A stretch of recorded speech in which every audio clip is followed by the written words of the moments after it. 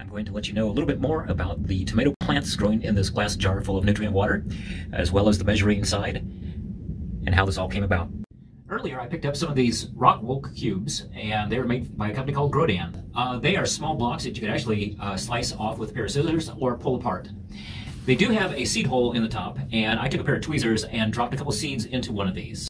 I dropped the rock wool cube into a 2-inch net cup and inserted that into a flower pot that I had, a plastic flower pot that had no holes in the bottom for drainage. And I put a little bit of nutrient water in there, and that allowed me to germinate the tomato seeds. This variety is called Cherry Falls tomato, and it only gets to be about 6 inches in height, but spreads out to about 48 inches. So over a course of 55 days to maturity, it matures a lot more quickly than other varieties of tomatoes. And what I am going to do with these two is I'm going to convert them over to hydroponics.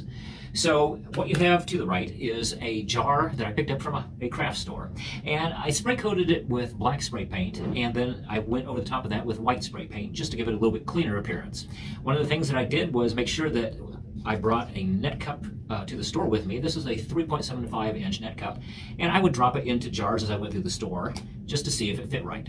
And on the jar itself, I put a strip of masking tape down the side of it, and the reason for that was I did not want paint there. I want this to be all glass so I could watch the level of the nutrient water as it rises and falls, and I want to try to keep it at a set level. That way the roots on the cracky plant bush out like a beard, and they're very dense, and when I go to move these to a larger container, it will help out tremendously because it'll be a healthier, more robust plant. Now, this one tomato plant is going to produce up to 300 cherry tomato plants. And so with 2 plants, we could see as many as 600 cherry tomatoes. Now, with that in mind, Dr. Kratky, when we were communicating, told me that expect roughly 4 gallons of nutrient for every pound of tomatoes.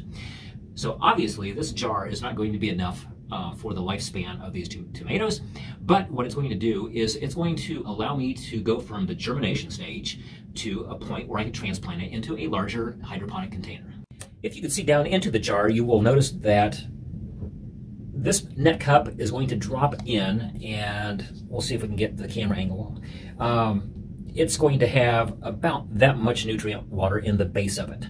So what I'm going to do is I'm going to put this rock wool cube into this larger net cup, and I'm going to surround it with some media. And the media is just to keep the rock wool in place and not have the tomato plant flop over as it starts to grow. So to start, I'll set the rock wool into the net cube. See that it's a little bit lower than what I'd like to have it.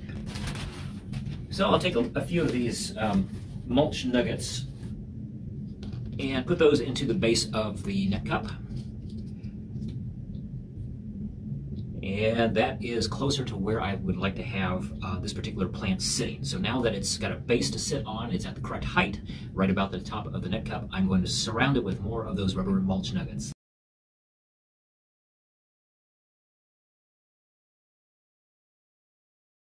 Once that's complete, all I have to do is set this net cup into the jar. The jar has approximately half-strength nutrient added to the water. That's it. Now what I need to do is just put this under a grow light and allow this plant to grow a little bit larger and root out.